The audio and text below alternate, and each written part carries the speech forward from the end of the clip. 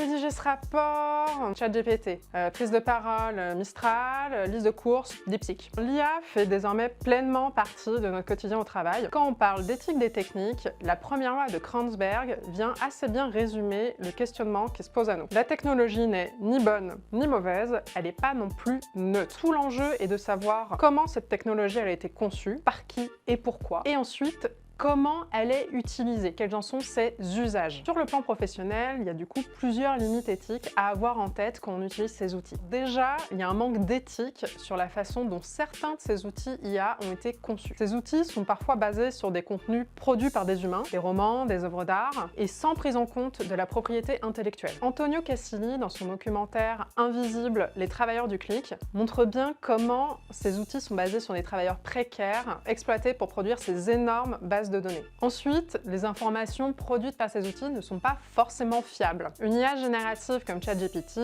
ne produit pas des informations, mais du texte. Et la manière dont ce texte est produit, c'est une véritable boîte noire, impossible de remonter à la source. L'IA générative peut vous aider sur la forme, pas sur le fond. Trop se reposer sur l'IA peut venir fragiliser vos compétences. Dans son livre L'homme diminué par l'IA, Marius Bertolucci vient questionner un petit peu ce fantasme de l'humain qui serait augmenté par la technologie. Car si la technologie a un impact cognitif, c'est pas forcément très positif. Nos capacités à penser sont directement en danger. À force d'automatiser, on peut perdre notre créativité. D'où une question, si mon job peut être fait par une IA, à quoi je sers?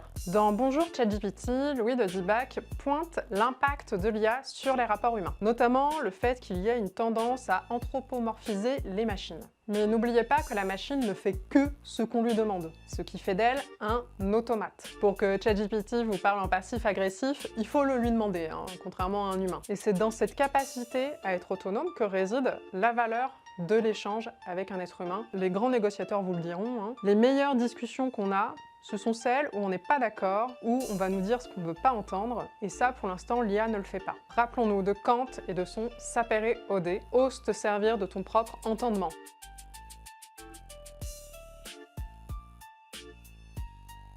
Alors, n'hésitez pas à demander à une IA de rédiger un commentaire sympa sous cette vidéo, ou alors vous pouvez aussi vous référer à votre entendement.